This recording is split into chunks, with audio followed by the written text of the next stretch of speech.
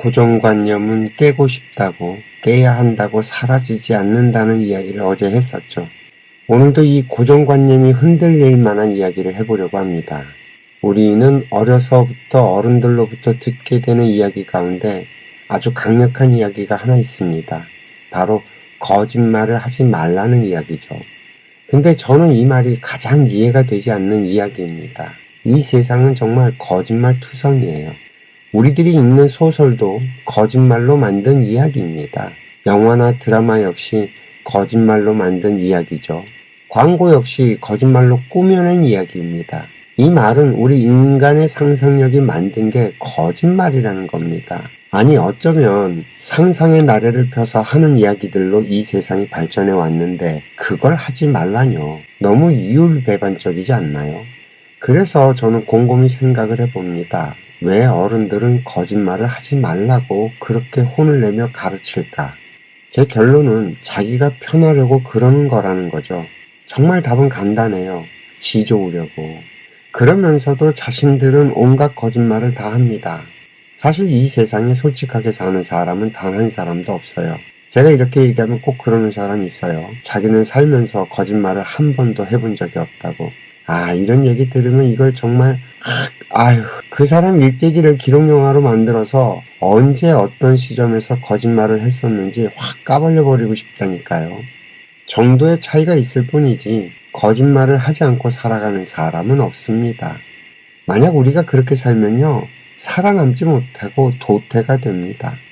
그 대신에 내공이 있는 사람들은 굳이 거짓말을 쓰는 것보다는 다른 방법, 가령 예를 들어서 내 속에 있는 말을 하지 않는 방식을 취하거나 굳이 거짓말을 안 해도 되는 환경을 만들어가면서 살겠죠. 이 거짓말을 안 해도 되는 환경이라는 건 내가 갑이 되는 겁니다. 아쉬운 게 없으면 거짓말을 할 필요가 없으니까요. 이해가 좀 되세요? 엄밀하게 말해서 아이의 거짓말은 부모가 만든 겁니다. 그 거짓말을 할 수밖에 없는 환경을 만들어 놓고 아이가 거짓말을 한다고 뭐라고 하는 거예요. 이건 정말 코미디예요. 만약에 부모가 아이의 모든 것을 있는 그대로 편안하게 다 받아주면요, 아이는 거짓말을 배우지 않아요. 변명도 배울 필요가 없죠. 그런데 부모가 항상 아이를 다그치고 혼내면서 기르면 아이는 혼나기 싫어서 저절로 거짓말을 배우게 됩니다. 일단 혼나는 걸 피하기 위한 기술을 터득하게 되는 거죠. 물론 아이가 어릴 때는 다 들통이 납니다. 어쩌겠어요. 그 아이의 머리통에서 나오는 생각과 상상력이 얼마나 빈약합니까? 당연히 어른들 눈에 뻔히 보이죠. 그래서 어른들에게 더 혼나고 깨지면 그 다음번에는 더 치밀하게 거짓말을 준비합니다. 지난번의 경험과 새로운 정보들을 조합해서 새로운 이야기를 만들어내겠죠. 그래서 오히려 엄한 부모 밑에서 자란 아이가 거짓말에 능수능란할 확률이 높습니다. 거짓말을 극도로 싫어하는 부모가 거짓말하는 아이를 만든다는 역설입니다. 그런데 이게 사회로 나오게 되면 단순하게 혼나는 이야기로 마무리가 되질 않아요. 이 사회에서는 더 무서운 공포를 심어줍니다. 그 불교에 가면 구업이라는 이야기가 있죠.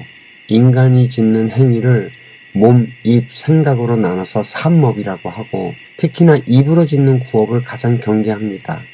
이걸 또 세분화해서 망어, 악구, 양설, 기어로 나눕니다. 거짓말이 첫 번째예요. 험한 말이 두 번째고 이간질시키는 말이 세 번째이고 교묘하게 말을 꾸며서 하는 걸 네 번째로 삼습니다. 일단 입으로 나쁜 짓을 하지 말라고 가르치죠. 입 조심하라는 거예요. 그러면 기독교는 다를까요? 기독교에서도 거짓말을 죄악으로 가르칩니다. 소위 그 십계명에 당당하게 자리를 차지하고 있죠. 이렇게 거짓말을 이구동성으로 나쁜 것, 잘못된 것으로 가르칩니다. 대체로 이 정도쯤 되면요, 우리 인간 사회에서 거짓말이 사라졌어야 하지 않을까요?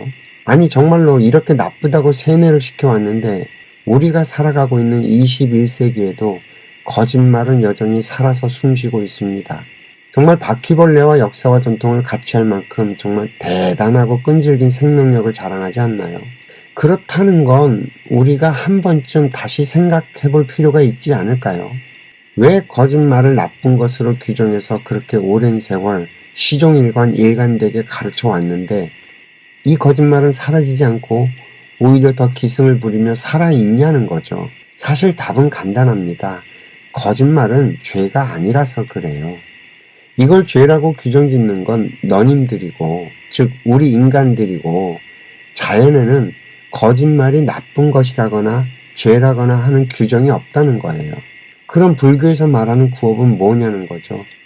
그거요. 말 그대로 구업이에요. 우리가 업을 죄로 착각을 하고 있는 겁니다. 입으로 지은 업, 이 업은요, 내가 지은 어떤 행위란 뜻이에요. 이 행위가 원인이 돼서 결과로 돌아올 뿐이라는 거죠. 그래서 내가 거짓말을 했는데 그것 때문에 사람들이 기분이 좋아지고 그래서 사람들이 좋아해주고 하는 일이 벌어지면 거짓말의 결과가 그 결과대로 드러나게 됩니다. 그 유명한 소설가나 드라마 작가, 영화 작가들이 대표적인 케이스죠. 구업의 결과로 인기가 돌아온 거예요. 뭐 문제가 있나요? 우리 인간의 말은 우리 영혼이 자신이 받아들인 모든 정보들을 통합해서 만들어낸 결과물입니다. 자연 발생적인 거죠. 단지 그 결과가 밖으로 나오게 되면 반드시 물리력을 갖게 되고 인과의 법칙을 따라서 결과로 돌아오게 됩니다. 거짓말이라는 건 그 가운데 하나일 뿐이라는 거예요. 이걸 어떻게 쓰느냐는 자기 실력에 달려있을 뿐이고요. 이해가 좀 되시겠어요? 거짓말은 내 상상력이 만든 에너지입니다. 이걸 잘 쓰면 서로 행복해질 수도 있고요. 이걸 악용하면 사람을 죽음에 몰아넣을 수도 있고요. 이간질과 선동이 그런 거죠. 악용을 해도 돼요. 이 세상에 뭐 안 되는 게 어디 있어요. 다만 그렇게 한 결과는 반드시 당신을 찾아가서 스스로 그 복을 받게 됩니다. 그 결과를 받게 돼 있죠. 그게 업이에요. 우리는 이 복이라는 단어도 잘못 이해하고 사용하고 있다는 거죠. 복은 내가 지은 걸 내가 받는 거예요. 인과의 사슬에 의한 결과물일 뿐이죠. 그게 내 마음에 들고 내 입맛에 맞으면 우리가 복이라고 부르는 거고 내 입맛에 안 맞으면 그리고 싫으면 악연, 불운 뭐 이렇게 부르는 것 뿐이지 모든 건 인과의 법칙에 의해서 벌어지는 결과입니다. 그래서 자연은 냉엄하고 엄격하고 그래 보여요. 하나님도 무심하다고 그러잖아요. 원래 무심해요.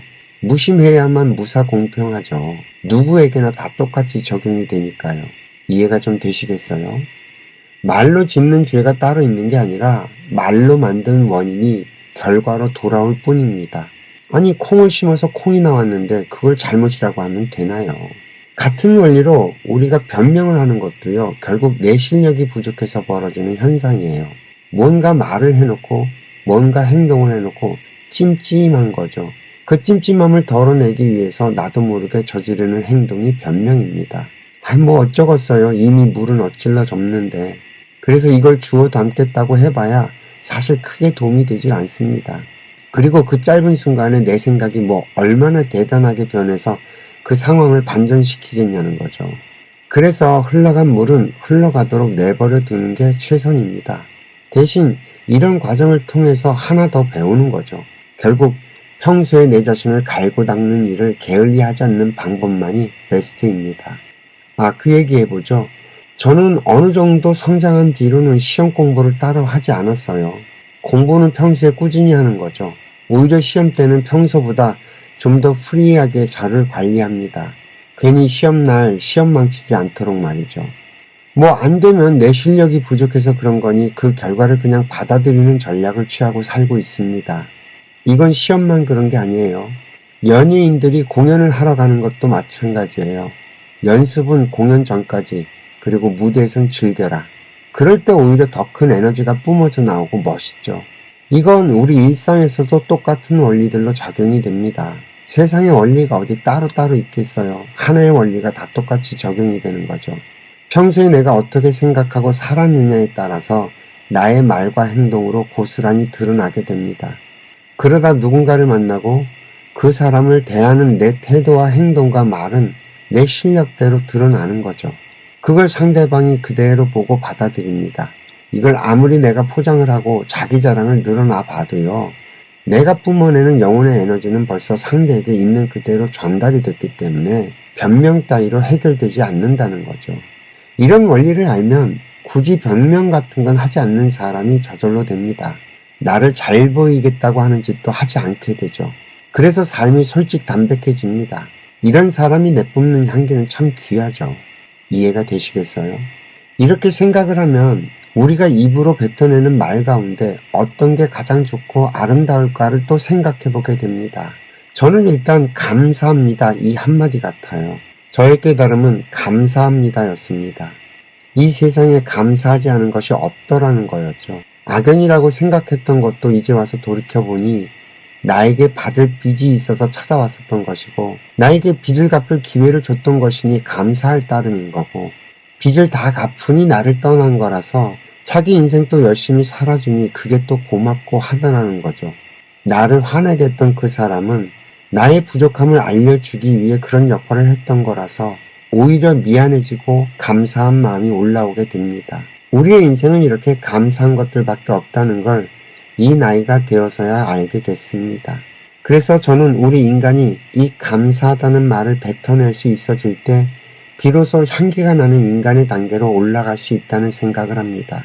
제 눈에는 우리가 살아가는 21세기는 모든 인간들이 다 이런 단계로 도약할 때가 된 거로 보입니다. AI의 출현이 그렇고요.